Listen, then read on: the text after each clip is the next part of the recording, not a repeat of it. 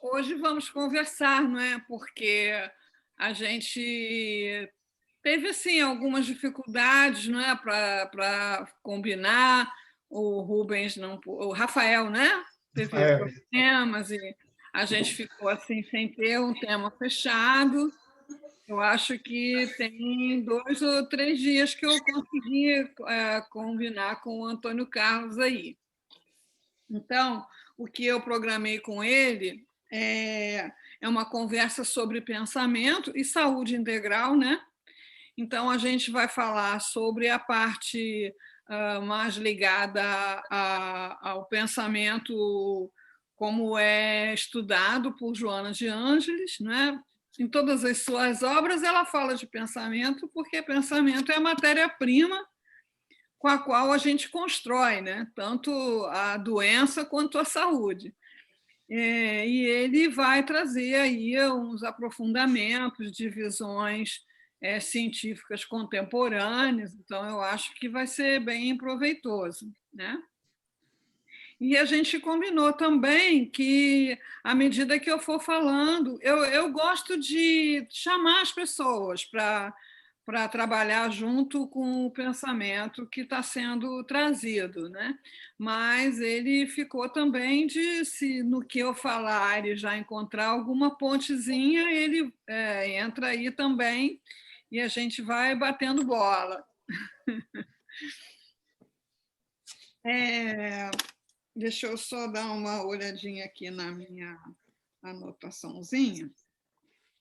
Eu escolhi o livro Plenitude, sabe? De todos tantos que Joana estuda pensamento, escolhi o livro Plenitude no capítulo 8. O capítulo 8, né, do livro Plenitude fala de caminhos para a saúde. A gente sabe, né, que Joana, nesse livro, ela faz uma síntese magistral, né, de 4 escolas de pensamento. O pensamento junguiano, o pensamento de Buda, o pensamento de Jesus, através das anotações, né, dos evangelistas, e o pensamento espírita. Então, assim, é uma síntese bastante abrangente e que dá bastante trabalho de casa para nós estarmos fazendo parte da evolução de uma forma consciente. A evolução é lei. A gente vai evoluir, né? Querendo ou não querendo, sabendo que está evoluindo, não sabendo. A evolução se processa pelo próprio fluxo das forças colocadas em ação, né? Por Deus, até onde a gente pode entender. Então, a gente está num momento de, além dessa evolução que continuará acontecendo de forma inconsciente pela força das coisas, o que eu estou chamando de força das coisas? Me deparo com uma dificuldade, com uma dor, com uma problemática, sou obrigado a encontrar meios de lidar com aquilo. Então, assim, a humanidade vem, né, usufruindo, né, dos progressos científicos, assim a humanidade vem criando leis que regulem as suas relações, e a gente chega naquele grupo social, recebe aquele patrimônio cultural, encontra aquela estrutura já instalada, e aí tem que, por mais que tenha vontades, por mais que tenha impulsos, por mais que tenha heranças atávicas, de alguma maneira tem que se adaptar, de alguma maneira tem que acolher aquele progresso que já encontrou. Então, assim, a gente vai evoluindo, sem saber que está fazendo isso. Mas a proposta agora é evolução consciente. Então, não me dou por satisfeito onde eu estou. Não é que eu seja um insatisfeito no sentido de ser um chorão, um resmungão, não me dou por satisfeito no sentido de ser acomodado. nem pela situação econômica, nem pela situação social, nem pela situação física. A ideia é estar sempre em busca de fomentar essa evolução. Então, a gente, nesse capítulo aí, Caminhos para a Saúde, Joana trabalha exatamente o caminho para a salvação, não é, de Buda, que é chamado caminho reto, que é procurar seguir reto, ações retas, pensamentos retos, ideias retas, atitudes retas. Então, tudo que a gente não é. Então, a gente vai lá, dá uma volta, né? Faz lá um percurso e tal, e era melhor ter seguido naquela ascensão reta, né? Naquela ascensão onde não se desperdiça energia psíquica, não se desperdiçam recursos materiais, não se desperdiçam recursos afetivos, não se desperdiçam recursos encontrados no ambiente sociocultural onde a gente está, não se desperdiça o trabalho das células, né? Então, para nós estarmos agora aqui minimamente lúcidos, pelo menos do ponto de vista médico, né? Se eu sei dizer quem eu sou, onde estou, que dia é hoje, estou lúcido e orientado no tempo e no espaço. Isso dá um trabalhão para as células, né? Um trabalho do qual a gente não toma parte consciente. A parte de assimilação nutritiva, a parte de oxigenação, a parte de eliminação, um trabalhão, uma usina de trabalho. Para quê? Para dar ao cérebro, né, que é o instrumento do pensamento, e é essa parte que o Antônio Carlos vai ampliar bastante, para dar ao nosso cérebro a capacidade de pensar, de tomar decisões e de processar evolução consciente, é imenso. E quando a gente, né, se observa e observa os nossos companheiros em humanidade que estão aí no mesmo patamar evolutivo que nós mesmos, e vemos, né, que todo esse trabalhão muitas vezes é usado para ficar em rede social, né, falando abobrinha, né, para passar um dia inteiro maratonando série, né, para, enfim, né, N outros usos até bem mais destrutivos do que esses que eu mencionei. Chega a dar, assim, não vou dizer pena, né? Mas me dá assim, uma ternura, uma compaixão por essas unidadezinhas, né, de serviço tão aplicadas. Né? Eu sou ginecologista, fui obstetra há muito tempo, e uma coisa que sempre me comoveu desde que surgiu o advento da ultrassonografia foi perceber naquele embriãozinho de pouquíssimas semanas, né, aquele músculozinho cardíaco, né, pulsando, né, bombeando sangue para todo o trabalho de multiplicação e ainda para todo o trabalho sofisticadíssimo de diferenciação celular. Essa simplificação materialista, eu acho, né, embora tenha grandes mentes e mentes geniais que optam por essa simplificação materialista, o simples acontecimento biológico de uma almôndegazinha de células absolutamente iguais, né, que é lá uma mórula, né, de 32 que se multiplica em 64 células, absolutamente iguais, formarem coração, cérebro, osso, fígado, rim, dente, seguindo disciplinadamente, né, uma mensagem que está lá no software inteligente do universo, é comovente. E tudo isso é para quê? Para nós, né, que somos espíritas, é para que o espírito encontre um equipamento que vai, sim,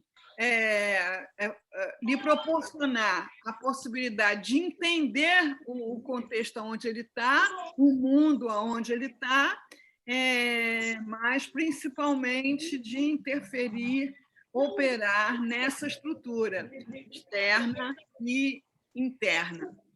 E para a gente significa evoluir. Esses aprendizados e essas interferências positivas são o objetivo da gente ter reencarnado. Então, assim, quando a gente lê, né, na Revelação Espírita, em André Luiz, por exemplo, o processo da reencarnação, né? Todo aquele design, né, que ele descreve na reencarnação de Sergimundo e de outros espíritos. Tem alguém com áudiozinho aberto aí? Toda essa informação, mapas, protótipos, né? O espírito está atrapalhando bastante. Que o espírito vai lá, visita, opina. Cileia, essa palestra da Luzia, é isso? Estou ouvindo, tá? Pois é, eu não sei o que eu faço. Dona Marli, para desligar o microfone, por favor. Como é que Ali. Luzia, posso aproveitar, então, um pouquinho? Com certeza.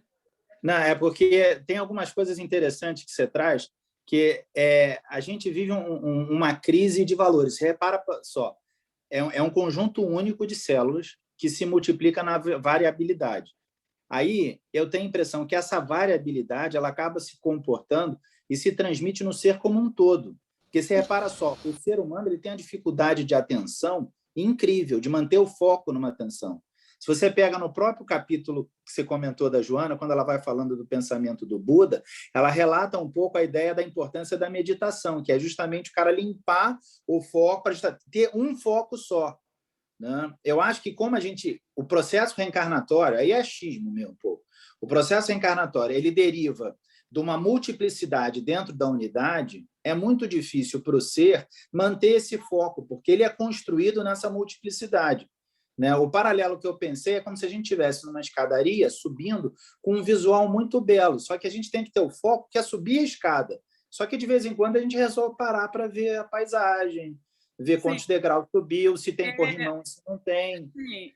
O que acontece? O momento em que você quiser fazer isso, o equipamento está pronto. Acho que isso é a prova da, digamos assim, não sei se é termo, sabedoria divina, que eu acho que é o melhor explicando. Né? A prova da sabedoria divina é isso. Se você se encaixar, se focar, vai.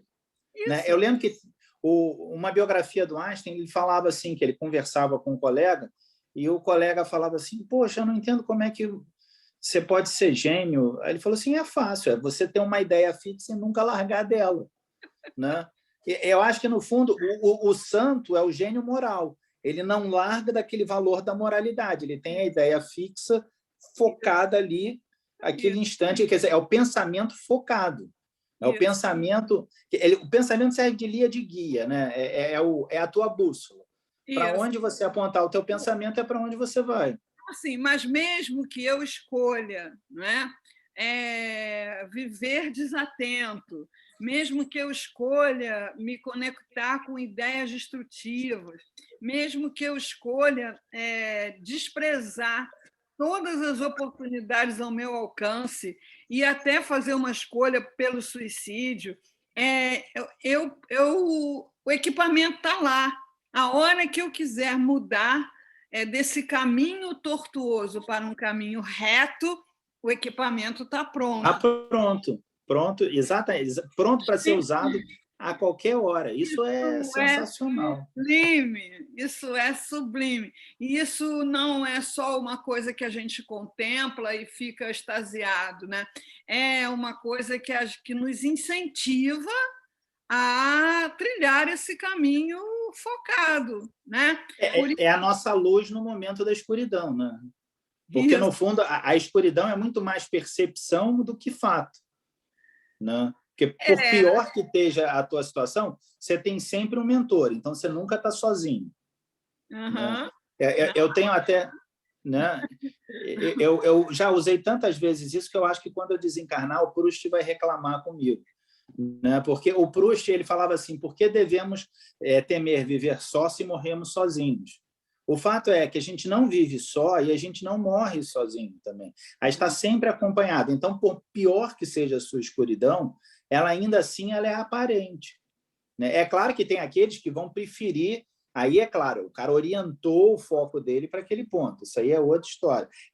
Aí a escuridão não é nem algo opressor, é algo que lhe agrada, é algo que lhe conforta e altera, assim, traz equilíbrio ao ser. Equilíbrio, entre aspas, assim, traz um bem-estar a ele, né? No sentido de um estado que lhe é confortável. Né? Porque, no fundo, a gente acaba sempre trabalhando para isso, para ver o que é confortável. Essa coisa do desencarnar sozinho, a gente faz palestra, às vezes vem umas imagens ou umas ideias à nossa mente ali na hora da palestra, né? E às vezes vem umas coisas tão legais, que uma vez eu vi o Divaldo registrando isso. Ele falou, e no meio da palestra ele falou assim: engraçado, eu não sabia que eu sabia isso.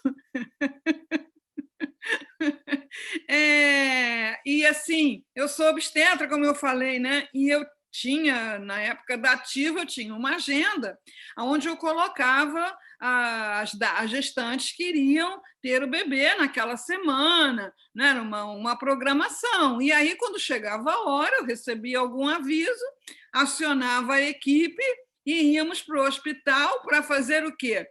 Para participar do processo da reencarnação.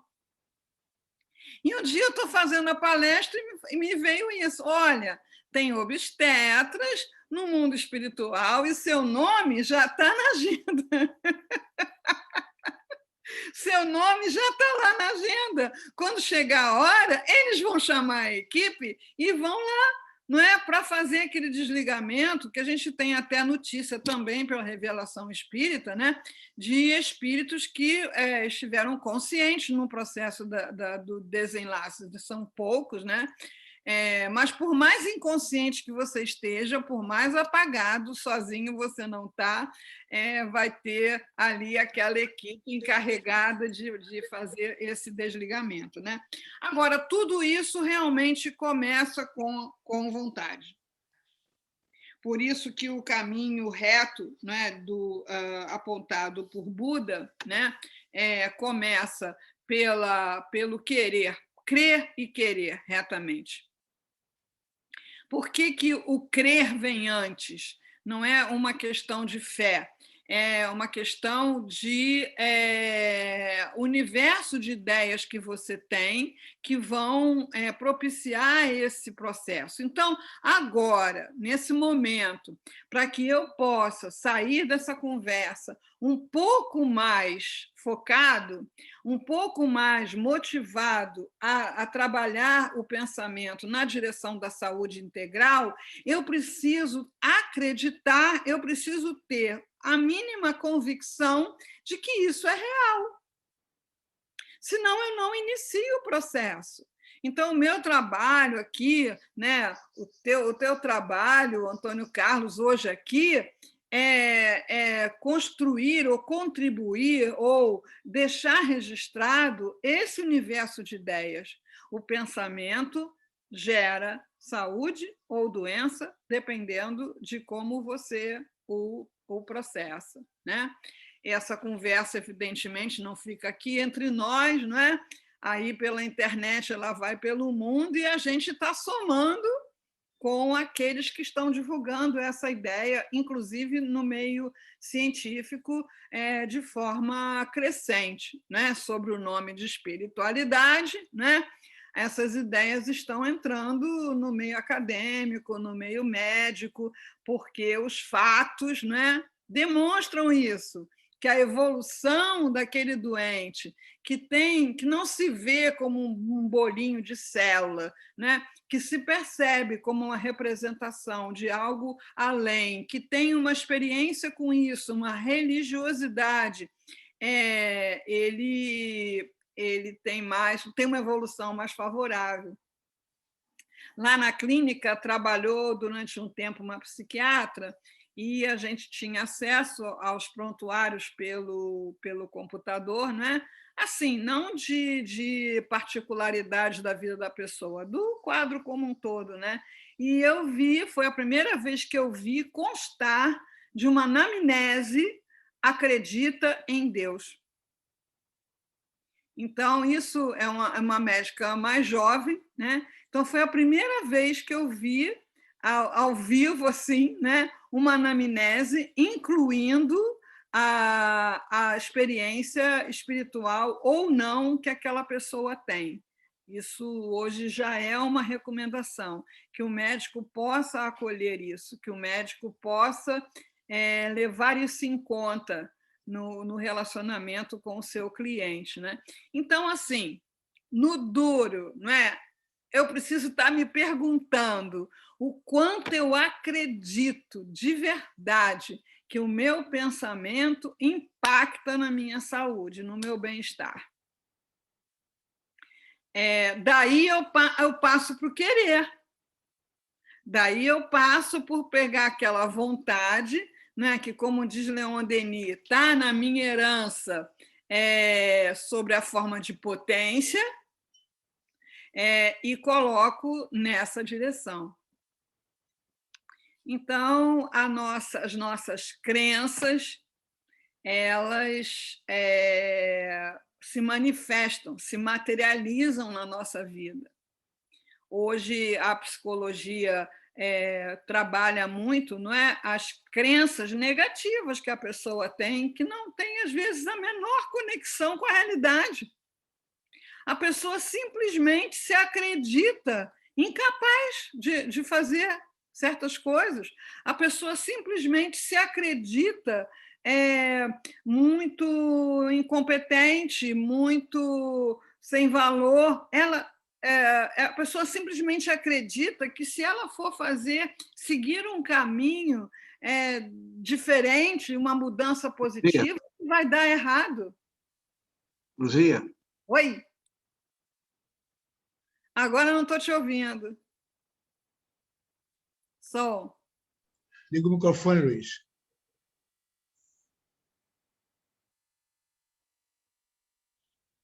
Luiz? Luiz, liga o microfone agora. Ok. Está agora no microfone? Ok. Bom, eu estava no outro dia... Estou convalescendo, hoje, inclusive eu pensei de não poder falar. Se eu falar aí coisas fora do comum, aí, César, me ajuda aí a corrigir. Bom, eu ouvi você falando, madrugada, hein, sobre o projeto de cura. Você está falando mais ou menos agora, eu achei muito interessante, porque eu sempre gostei dessa parte do projeto, né? E desenvolvi alguma coisa assim, até por ideias próprias. E você falava em projetar a cura. Projetar-se a cura, a autocura. Eu achei muito interessante, Luzia, e aproveitei que hoje você ia falar, para você, inclusive, insistir nisso, com isso aqui.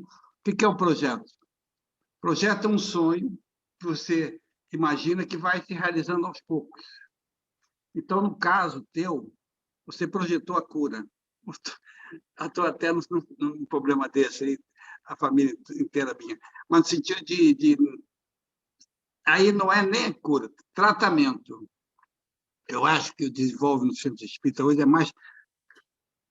tem o objetivo mais de tratamento que de cura. Porque a gente não vai obter a cura, mas pode ter o tratamento, aí sim existe.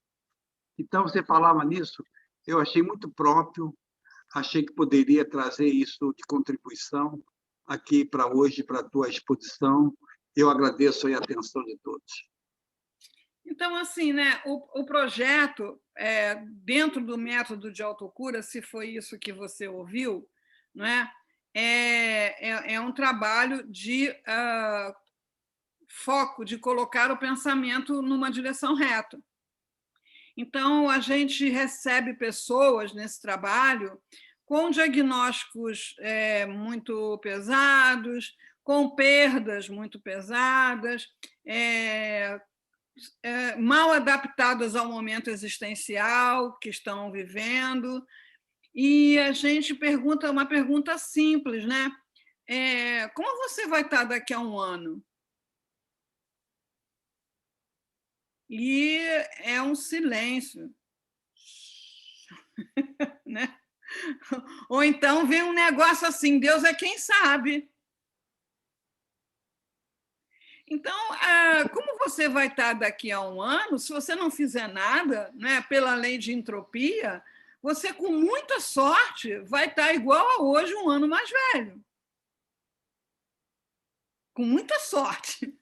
Né? Porque a chance de acontecerem tantas coisas nesse prazo de um ano é bem significativa.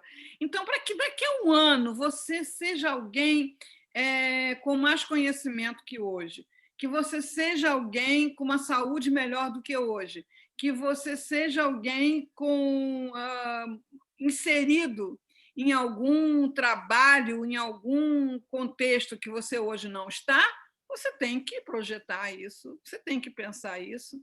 Luzia, até algumas pessoas dizem que os médicos vão fazer um determinado trabalho e dizem: fulano vai ficar muito bem daqui a uma semana. E daqui a uma semana a pessoa desencarna. Realmente ficou bem. Então, para uma terminologia agora, atualmente, nossa, inclusive assim, nos centros espíritas de maneira geral, eu acho que a palavra tratamento é muito mais adequada, porque existe um tratamento. Hoje, por exemplo, faço o tratamento em casa, que eu ia no centro espírita, eu faço em casa, virtualmente, mas é um virtual que tem realidade. Então, Sim. vamos dizer assim, esse tratamento existe e não existe a cura, mas o projeto da cura está ali. Pode não se realizar nesta encarnação, é isso que eu quero dizer. Mas está. Quando você falou nos projetos de cura, achei muito interessante. Cara, como é que essa é uma médica aí, você saber entender desse riscado. Mas você falou muito bem, projeto no sentido de projetar uma coisa, um sonho que vai se realizando aos poucos. Faz uma diferença imensa, porque você não vai estar melhorando a sua saúde integral só quando você realizar o projeto. A partir do momento em que você saiu, eu brinco assim, né? Saiu da sala de espera da morte e foi em busca de algo que tem um encantamento para você, que tem um chamamento para você, você já está colocando todo o seu sistema, espírito, perispírito e corpo, num patamar vibracional mais favorável à cura, que pode ser, sim, através da desencarnação, mas isso é dado que a gente ainda não tem evolução para ter. Então, assim, quando o atleta sobe no pódio, aquela imagem o sustentou em todo o processo que ele precisou passar, anos a fio de disciplina, de exercício, de alimentação, de tudo até chegar lá. Então, quando eu sou alcançado por um sofrimento, por uma doença, por uma perda, quando é mais necessário eu ter um projeto de vida para mim. Porque eu não vou ficar bom, feliz, equilibrado, saudável quando eu fizer aquilo. Não, a partir do ponto em que eu já estou sonhando com isso, indo atrás dos meios para isso, eu já saí ali da sala de espera da morte, onde o meu emocional se desorienta e as minhas células, tadinhas, não recebem os estímulos adequados que são necessários para a saúde integral. Né? Mas aí, Luzia, a contribuição do espiritismo pode servir, inclusive, na medicina. Esse projeto não se realiza nesta encarnação, nesta vida, mas se realiza realmente. Depende do Não, projeto. Olha, só para depende do projeto. ilustrar, para te dar uma ilustração mais ou menos do que a gente está falando, né? Me chamaram para levar esse método para um grupo de mulheres com câncer de mama. Cheguei lá, algumas delas estavam muito bem arrumadas, com os lenços na cabeça, uns brincões e tal, né? E algumas fazendo vestibular ou faculdade. O comum das pessoas olha para isso e diz assim, tadinha, vai morrer mesmo, para que isso? E a gente sabe que essa pessoa, aliás, ninguém, quando entra numa faculdade, sabe se vai viver para se formar. Isso é irrelevante. O que importa é você estar no ambiente que você sonha, estudando o que você quer estudar, convivendo com as pessoas. Você não está lá sentado numa poltrona, me aconteceu isso, e darará, porque aí você se encharca desse pensamento adoecido que vai alcançar suas células, né, por meios que hoje aí a ciência está evoluindo para entender, né, e está chegando a conclusões bem interessantes. Então, eu preciso acreditar que pensamento cria destino, para eu poder desejar de forma reta, crer de forma reta. A minha crença vai sair para lá e para cá, porque eu ainda sou frágil. Então, eu estou assistindo aqui, eu estou lendo isso, aí é isso mesmo, é assim que funciona. Mas aí tem as falas, né, daqueles que estão mais adoecidos. Aí tem alguém que chega, você acredita nisso? Isso é crendice, né? Isso é, como se diz, misticismo, já ouvi isso, né? Isso é misticismo e tal. Aí a nossa crença meio que dá uma balançada, a gente volta e traz para o reto. Não, eu acredito e tenho muitas provas disso e tenho experiências pessoais que comprovam isso. Então, o crer retamente faz querer retamente, para que você possa fazer as mudanças. As crenças negativas funcionam como uma pedra amarrada no pé da pessoa, e ela não caminha, porque ela acredita que se caminhar vai cair. Então, muito do trabalho, né, do psicólogo junto às pessoas é desconstruir essas crenças negativas que foram trazidas por traumas, pela educação, portanto, não, você não consegue, não, isso não é possível. Tem um projeto, né, dos muitos que eu sou fascinada, assim, que é o projeto, hoje é do Hospital da Criança Cardíaca, que começou com a doutora Rosa Célia, que era uma cardiologista infantil, que se deparava com uma realidade de crianças que vinham do Brasil inteiro para operar o coração e morriam porque faltava um exame, porque não conseguia a vaga, que não tinha família, não tinha condição de ficar com essa criança aqui. Então, ela começou a reunir pessoas para pagar qualquer coisa. Você pode pagar esse exame? Você pode pagar essa internação para realizar esse exame? Você pode pagar essa cirurgia? E, com isso, ela resultou na casa da criança cardíaca, né? E eu vi uma foto dela belíssima, com aquelas mais de 200 crianças, né, que operaram o coração graças a esse projeto. E eu fui num congresso médico e tinha lá um standzinho do projeto do Hospital da Criança Cardíaca, da doutora Rosa Célia, e a camiseta era um desenho de um garotinho, né, que nasceu com uma cardiopatia. O meu sonho é ser astronauta, ele desenhou um astronauta. Aí a gente olha para isso, tadinho, né? Né? Como que vai ser astronauta? Ai, tadinho. A gente não acredita, mas a gente está cercado de pessoas que realizaram coisas, né? Que está lá no nosso queridíssimo Evangelho, né? Quando fala da fé, coisas que o vulgo chama de milagre, mas que não é milagre, é a ação da vontade na direção certa, do pensamento na direção certa, focado, e o resultado pode acontecer, sim, em muito menos tempo do que a gente imagina, de forma muito mais rápida do que a gente imagina, de forma muito mais precisa, às vezes até além do que a gente imagina. Me ajudem com o tempo. Como é que estamos de tempo? 3h10. Alguém quer falar alguma coisa? Sendo 45 minutos, faltam ainda uns 8 minutos. Alguém quer falar alguma coisa? Bom, eu gostei muito da tua explanação sobre o projeto, que dá aquela noção da esperança dinâmica. Uma esperança tem que ser dinâmica. Não Sim. pode ser uma esperança. Brasil, Sim. Coração do mundo, pátria do Evangelho, ninguém faz nada. Nada disso. Não, ninguém faz nada, não. O Luiz Batalhão falou uma coisa muito séria. O Brasil é o coração do mundo, mas só vai ser pátria do Evangelho quando o Evangelho foi sentido e vivido.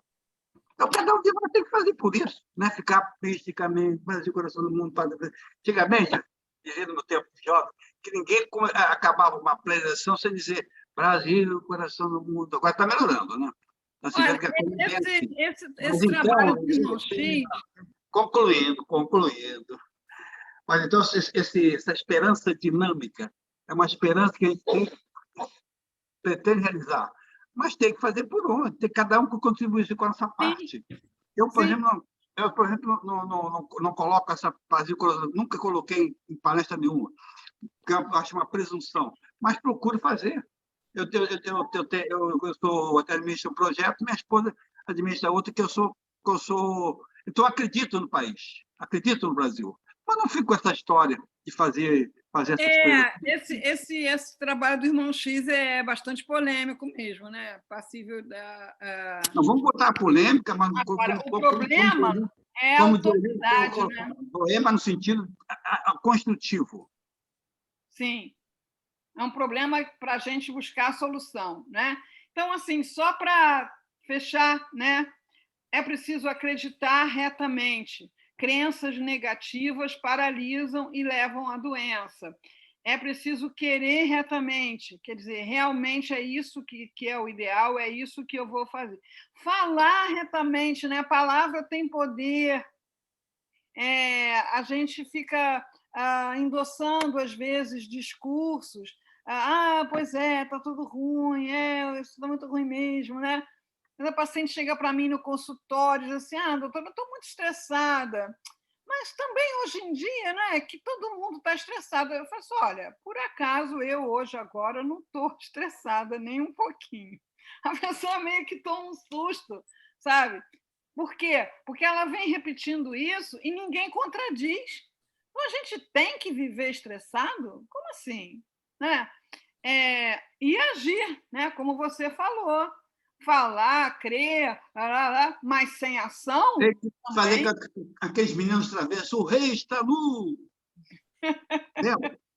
Sim. Doutora Zê, tem aqui um chat do Alexandre, diz assim, a disciplina é mais poderosa do que o talento. Para o mesmo corpo físico, teremos desempenhos distintos, atrelados às virtudes e valores que norteiam os espíritos. Não se aprende uma virtude sem sair da zona de conforto. O foco será dependente de desenvolvermos uma série de virtudes que precisam da experimentação material e da vontade reta. Eu acho que é tudo isso que a senhora falou, né? É perfeito. Disciplina, acho que a gente já ouviu isso em algum lugar, né? Isso mesmo. Inclusive, nesse caminho de Buda, tem o esforçar-se retamente. Porque quantas coisas a gente já começou e abandonou no meio do caminho? É isso aí. Quantas vezes a gente já saiu de uma palestra, de uma aula, de uma leitura, dizendo é isso, né? Mas, tenho mais... Né? Então, assim, parou, retoma de onde parou, cansou, respira fundo e recomeça. busca informação que possa consolidar esse funcionamento, porque é sabido de Buda, como é sabido dos instrutores da humanidade, que a gente ainda não dá conta dessa mirou, apontou e foi. Sim, Né? é isso mesmo. E o meditar. Meditação é uma coisa que eu trouxe para mim, eu não queria deixar de falar nisso, é uma coisa que eu trouxe para a minha experiência muito recentemente, apesar de ouvir falar nisso, né? Então, peguei aí uma professorinha de meditação na internet e eu estou chocada. Eu estou chocada com o efeito. É uma coisa que deixa a gente pasmo pela simplicidade. Então, assim, não é parar de pensar, é simplesmente não participar emocionalmente dos seus pensamentos. Ela dá uma dica que eu acho sensacional, que é você parece que está num cinema e vê os seus pensamentos passando na tela. Apenas isso. Não segura nenhum para viver emocionalmente. Tem aquela coisa da respiração, que é o portal mesmo, para você fazer o contato com a sua essência, né? Respirar, alinhar a coluna, respirar e deixa os pensamentos passarem, sem segurar nenhum. Porque eu vi muita gente desistir da meditação porque ficou tentando parar de pensar e depois que a gente evolutivamente conquistou o pensamento contínuo, a gente não vai conseguir parar de fazer isso, né? Eu vejo assim, a minha cadelinha, né? Ela para de pensar, né? Ela está lá, de repente, dá aquela desligada. Aí eu fico com inveja, né? Né? Ela queria sair, ela viu que a gente não ia sair, vira de lado e dorme. Pum, né? Não fica ali remoendo frustração, não fica ali chateado, não fica nada. Então, olha, vale a pena para quem ainda não pratica encontrar uma técnica, uma prática de meditação que seja harmônica e não tente parar de pensar. Apenas você vai pensar no que o seu querido falou para você. Ok, pensando sobre isso. Ai, falou isso para mim, doeu. Não, apenas assista os pensamentos passarem. Uma hora é um bem-estar, é uma tranquilidade, você sai disso tão renovado. Descobri há pouco tempo e estou fazendo maior propaganda. A Ana Cristina está dizendo aqui, para sair da zona de conforto é preciso vontade, que é a maior de todas as potências. Ela aprendeu o Leon Denis a falar isso, agora ficar falando isso. E o Sérgio está dizendo que há um livro da Joana chamado Momento de Meditação, que é simples e necessário, que fala sobre isso. É sensacional esse livro, porque ela faz um textozinho de meditação que você pode respirar, ir repetindo aquilo intimamente e depois ainda ficar um tempinho apenas ali, né? Então, é muito difícil colocar a experiência espiritual em palavras, muito difícil. Mas ela faz um esforço danado. São 3h15. São 3h15, então temos os 45 minutos. Teríamos um intervalo, César? Sim, um intervalozinho, né? De quantos minutos?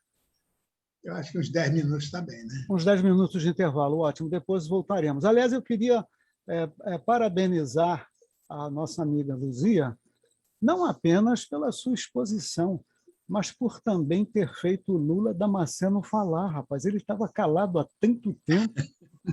E hoje a Luzia conseguiu emocioná-lo e ele se pronunciou.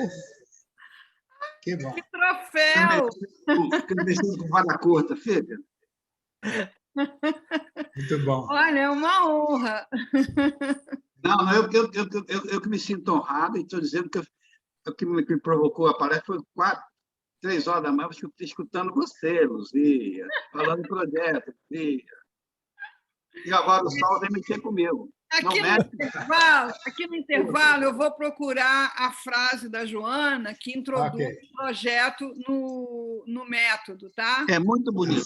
Para você ver que não é coisa da cabeça da Luzia, não.